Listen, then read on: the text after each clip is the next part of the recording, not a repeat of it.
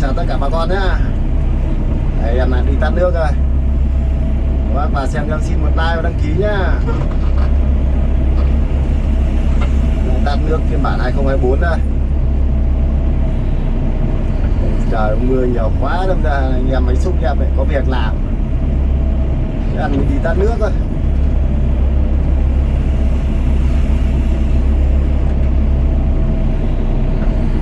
Đi đào đất nữa mà chuyển sang đi tắt nước các bác nhá.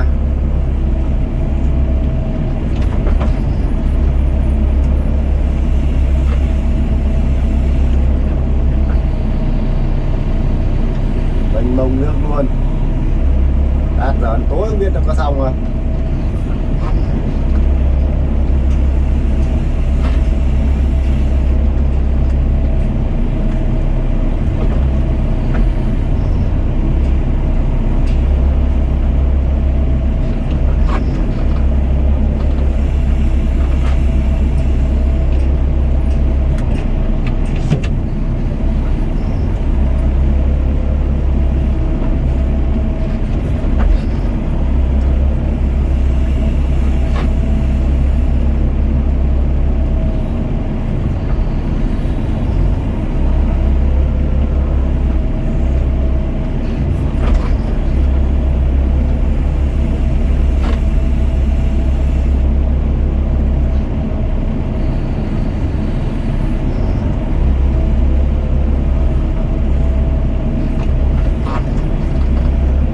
Nước ra. Bao giờ cho nó cạn cái hố này. Trong kia nó cứ chảy ra ngoài ống người kia. Bao giờ cho cạn ra.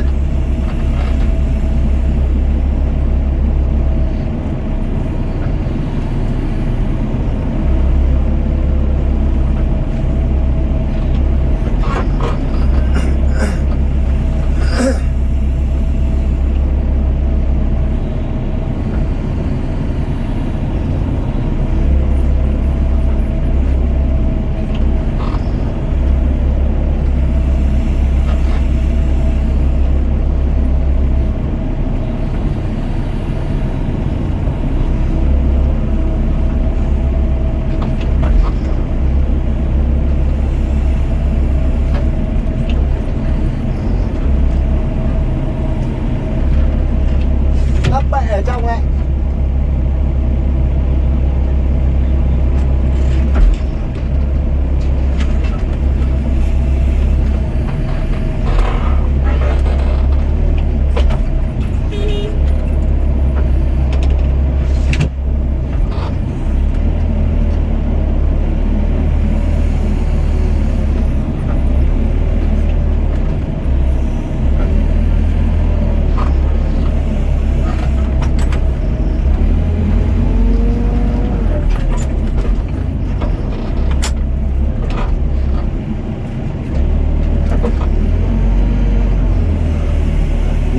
trong không cho chảy ra nữa các bạn.